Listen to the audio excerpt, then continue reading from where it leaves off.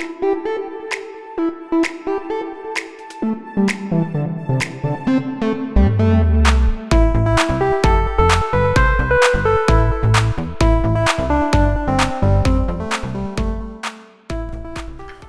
बच्चों, how you all? I hope all are fit and fine. मैं हूं आपका अपना Rohitas Rajpal Gintala, and as we all know that we were discussing about the chapter solution, and till our previous class we have completed the colligative properties in detail, and after the colligative properties there are few in-text questions in the NCERT. So today we are going to solve these in-text questions which are from 2.9 to 2.12. So let's begin with the in-text question 2.9, that is the vapor pressure of pure water at 298 Kelvin is 23.8 mmHg. 50 gram of urea is dissolved in 850 gram of water. Calculate the vapor pressure of water for this solution and its relative lowering. The question is, vapor pressure of pure water at 298 Kelvin is 23.8 mmHg. 50 gram of urea is dissolved in 850 gram of water. Calculate the vapor pressure of water for this solution and its relative lowering. That is the in-text question 2.9 that we are going to solve right now. Okay, so करते हैं बच्चों बात इसकी। in-text question 2.9, इसमें हमें given क्या है बच्चों? इसमें हमें गिवन है vapour pressure of pure water, that is P1 note हमें गिवन है बच्चों। P1 नोट हमें कितना गिवन है? ये हमें गिवन है 23.8 mmHg, 23.8 mmHg। इसके अलावा क्या गिवन है बच्चों? इसके अलावा हमें गिवन है that 50 gram of urea, 50 gram of urea is dissolved in 850 gram of water. 50 gram of urea is dissolved in 850 gram of water. It means urea क्या है बच्चों? यूरिया सोल्यूट है, तो 50 ग्राम क्या हो गया? उसका अमाउंट हो गया, दैट इज W2 हमें गिवन है। W2 कितना गिवन है बच्चों? W2 गिवन है हमें 50 ग्राम, एंड 850 ग्राम कौन है? 850 ग्राम आपका वाटर। वाटर कौन है? सॉल्वेंट है। It means that is the amount of solvent, 850 gram of solvent. Clear? अब हमें फाइंड आउट करनी है बच्चों दो बातें, हमें फाइंड आउट करनी है दो बातें। एक तो हमें फाइंड आउट करनी है vapour pressure of water for the solution, we can say vapour pressure of the solution, यानी हमें P1 फाइंड आउट करना है बच्चों। हमें क्या फाइंड आउट करना है? हमें फाइंड आउट करना है P1। इसके अलावा क्या फाइंड आउट करना है बच्चों में? इसके अलावा फाइंड आउट करना है हमें relative lowering of vapour pressure. Relative lowering of vapour pressure यानी हमें delta P upon P1 note की वैल्यू फाइंड आउट करनी है। क्लियर? यह relative lowering of vapour pressure. अब हमें पता है कि हमने जब relative lowering of vapour pressure की स्टडी की थी बच्चों, तब हमने एक बात की थी that routes law for non volatile solute, और उसमें एक फॉर्मूला दिया गया था बच्चों। राउट ने एक फॉर्मूला दिया था that relative lowering of vapour pressure, relative lowering of vapour pressure is equal to the mole fraction of solute, is equal to the mole fraction of solute. इस फॉर्मूले की बात हमने की थी। क्लियर? कि relative lowering of vapour pressure जो है बच्चों वो किसके इक्वल होगी? मोल फ्रैक्शन ऑफ सोल्यूट के इक्वल होगी। किसके? Mole fraction of solute. अब हम यदि mole fraction of solute find out कर लेते हैं, अब यदि हम डिटरमाइन कर लें मोल फ्रैक्शन ऑफ सोल्यूट कितनी है, तो हमारे लिए क्या मिलेगी वैल्यू में? हमें वैल्यू मिलेगी relative lowering of vapour pressure की। अब मोल फ्रैक्शन ऑफ सोल्यूट क्या होगी बच्चों? हमें पता है मोल फ्रैक्शन ऑफ सोल्यूट क्या होगी? It is the ratio of number of moles of solutes to the total number of moles of the solution. यानी हमें क्या फाइंड आउट करने पड़ेंगे? पहले हमें डिटरमाइन करने पड़ेंगे number of moles of solute as well as solvent. हमें गिवन है बच्चों इन दोनों के अमाउंट, हमें सोल्यूट का अमाउंट भी गिवन है और हमें सॉल्वेंट का अमाउंट भी गिवन है। तो with the help of these amounts we can easily find out the number of moles. N2 क्या बच्चों? Number of moles of solute. तो given mass of solute divided by molar mass of solute. अब solute कौन है बच्चों? Solute हमारे पास urea, solute urea है, एंड यूरिया का मोलर मास जब हम कैलकुलेट करेंगे बच्चों तो हमें पता है यूरिया का फॉर्मूला होता है NH2CO NH2, और इसका जब हम मोलर मास कैलकुलेट करेंगे तो ये आएगा बच्चों 60। कितना आ जाएगा? 60। तो 60 आ गया molar mass of urea. Now if we divide 50 by 60 to determine the number of moles of solute, we get 0.83. So these are the number of moles of solute, that is 0.83. And in order to determine the number of moles of solvent, we have to divide the mass of solvent, that is 850 by its molar mass, that is 18. So we got 47.22, that is the 47.22 is the number of moles of solvent। तो हमें मिल गए बच्चों क्या, number of moles of solute and number of moles of solvent, इन दोनों के number of moles मिल गए। Now we have the number of moles of both the solute as well as solvent, so now we can easily calculate the mole fraction of solute। तो हमें पता बच्चों N2 की value हमें क्या मिल गई, N2 की वैल्यू मिल गई बच्चों हमें 0.83, तो N2 की जगह हम क्या रख देंगे 0.83 एंड N1 हमें पता बच्चों 47.22 प्लस N2 हमें पता 0.83। Clear.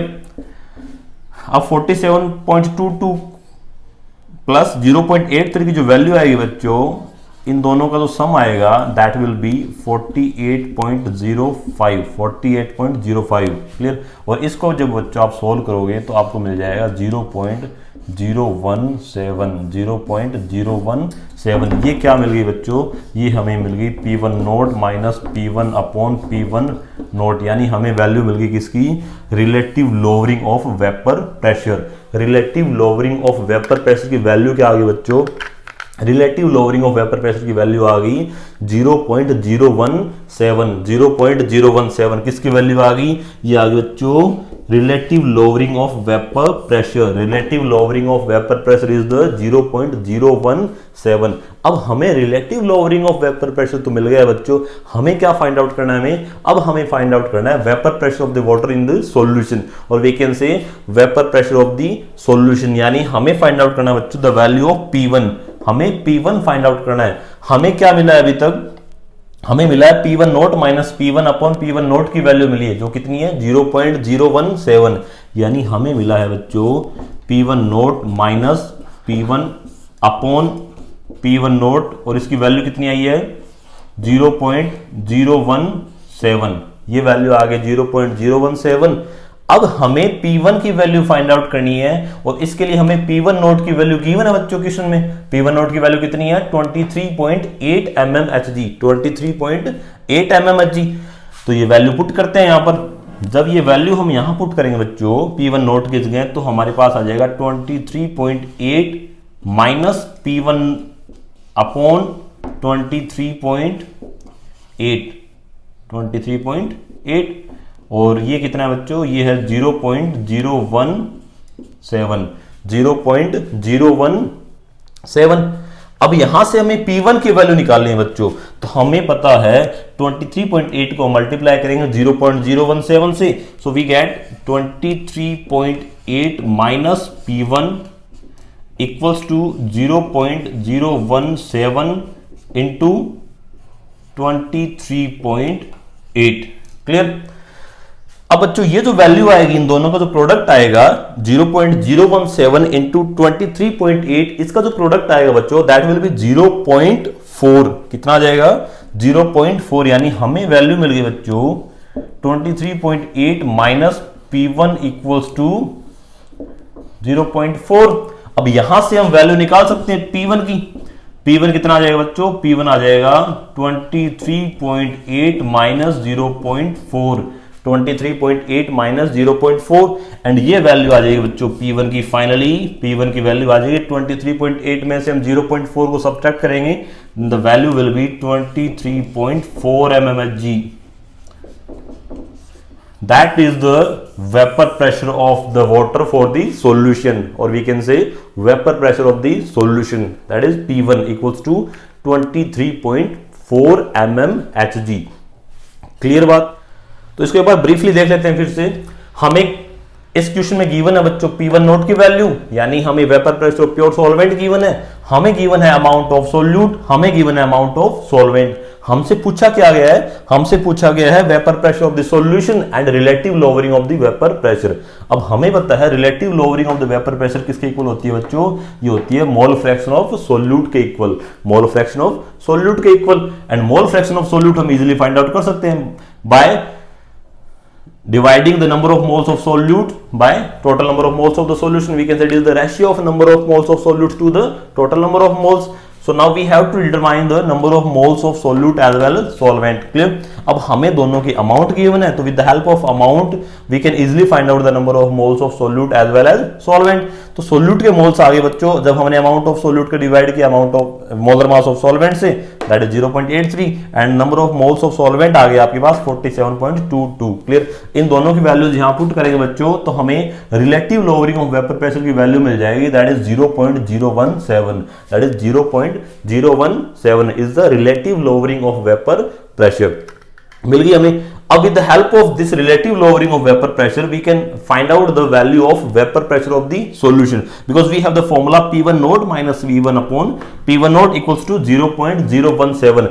Now we have the value of P1 naught, so by putting the value of P1 naught is 23.8 and after the calculation we got the final answer, that is the P1 is 23.4 mmHg. We got the vapor pressure of the solution is 23.4 mmHg. So the answer of the question is the vapor pressure of water for the solution is 23.4 mmHg and its relative lowering is 0.017. That is the in-text question 2.9. Clear? तो अब बात करें बच्चों in-text question 2.10, in-text question 2.10 that is boiling point of water at 750 mmHg is 99.63 degrees Celsius. How much sucrose is to be added to 500 gram of water so that it boils at 100 degrees Celsius? Boiling point of water at 750 mmHg is 99.63 degrees Celsius. How much sucrose is to be added to 500 gram of water such that it boils at 100 degree Celsius? ये हमें find out करना है। तो करते हैं बच्चों solve इन-टेक्स्ट question 2.10, इन-टेक्स्ट question 2.10।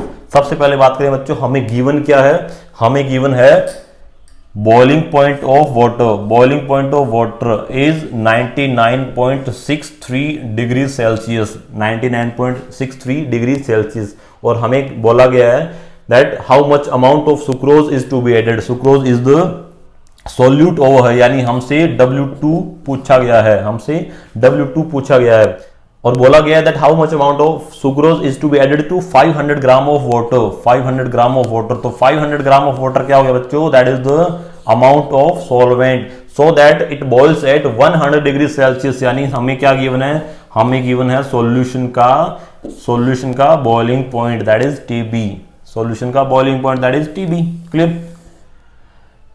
अब हमसे पूछा बच्चों W2 और ये बातें हमें गिवन है, हमें पता है क्वेश्चन किसको बिलोंग करता है, क्वेश्चन बिलोंग करता है एलिवेशन ऑफ बॉइलिंग पॉइंट यानी डेल्टा TB।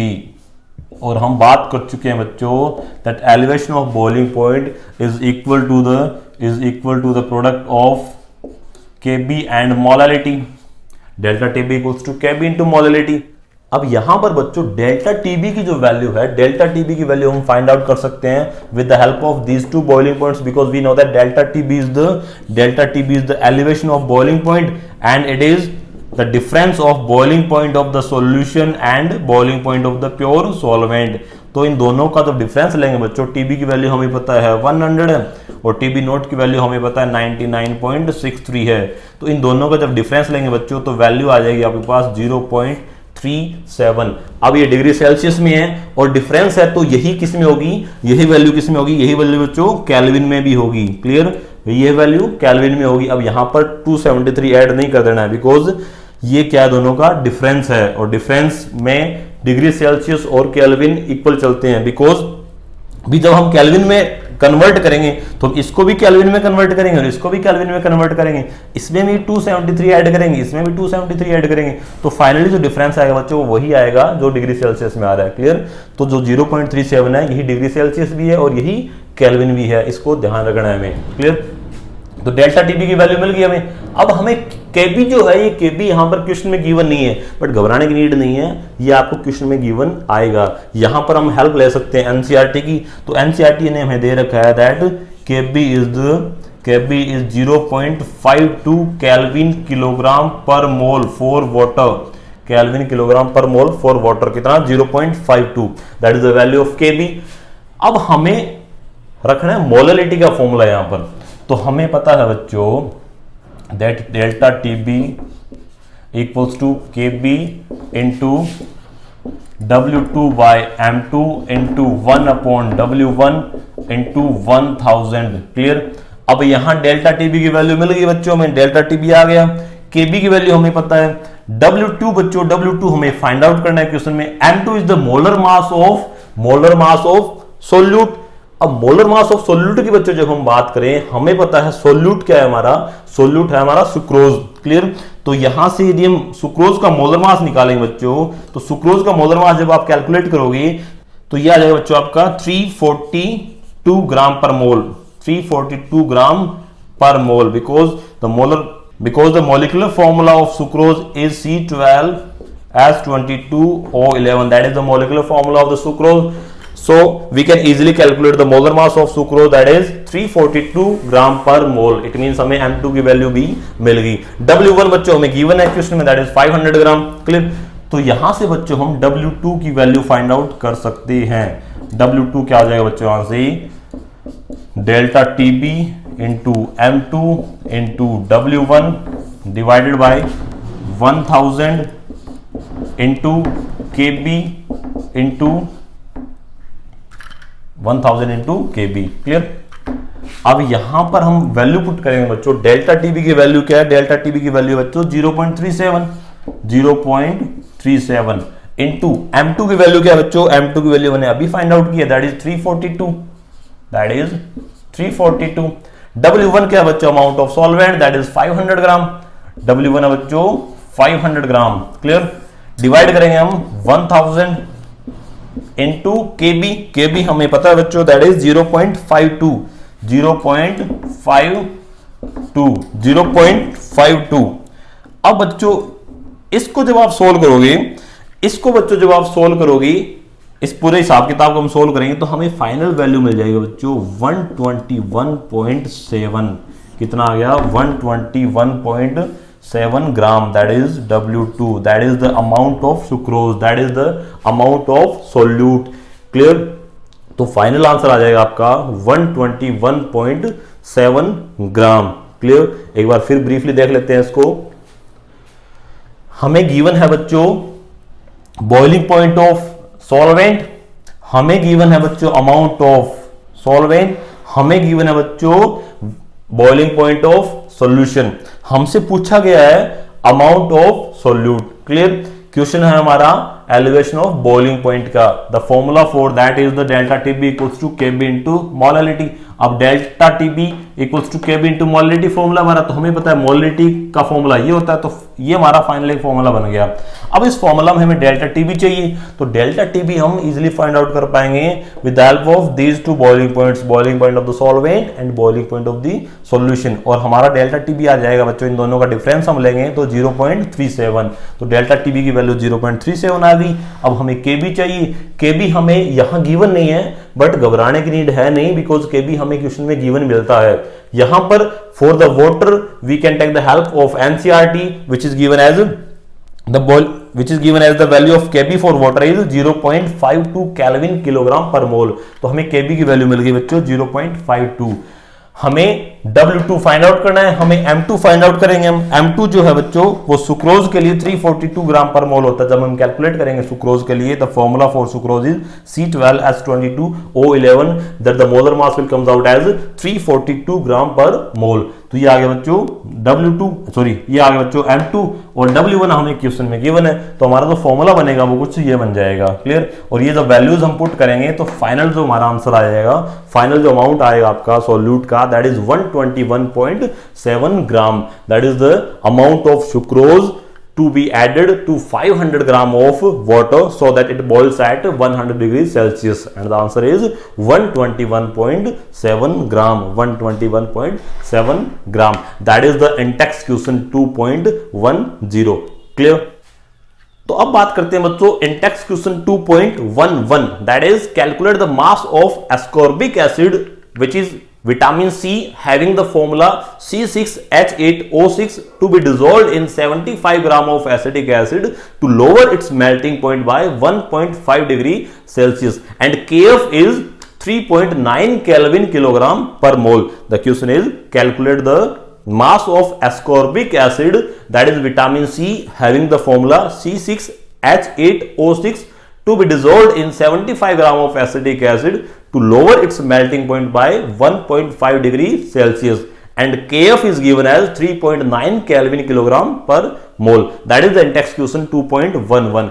तो करते हैं बच्चों सोल्व इसको।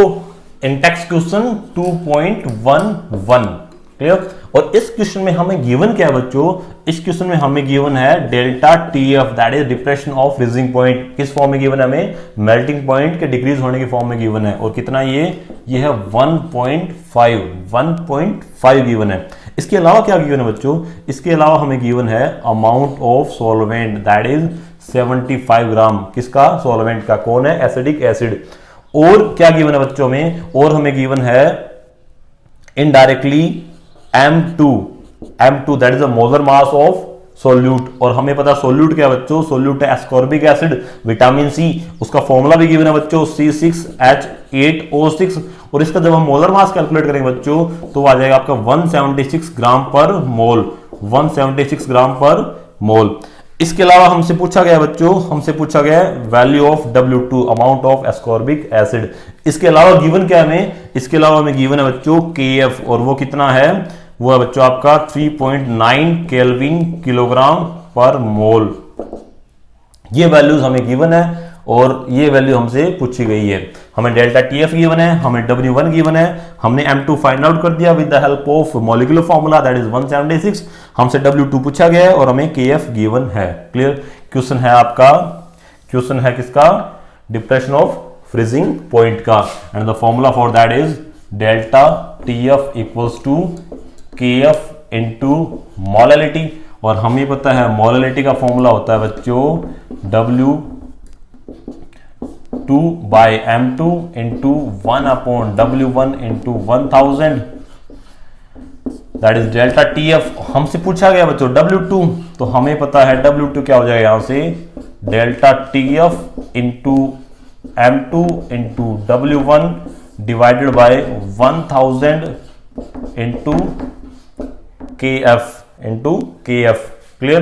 तो ये हो गया आपका W2 का फॉर्मूला। अब हमें डेल्टा TF गिवन है बच्चों, डेल्टा TF कितनी है आपकी 1.5, डेल्टा TF इज 1.5। M2 हमने फाइंड आउट किया अभी, दैट इज 176। W1 हमें गिवन है क्वेश्चन में, दैट इज 75 ग्राम। इसके अलावा हमें KF भी गिवन है बच्चों 1000 इंटू KF जो है वो KF कितना है 3.9 kelvin kilogram per mole, that is 3.9। ये आ गया फॉर्मूला, ये आ गया फॉर्मूला आपका W2 का। क्लियर। 1.5 आपकी डेल्टा TF आ गई, M2 आ गई 176, W1 आ गया 75, KF आ गया आपका 3.9। इस हिसाब किताब को जो बच्चों आप सोल्व करोगे, इसको जब आप सोल्व करोगे तो आपका जो फाइनल आंसर आएगा दैट इज 5.077 ग्राम।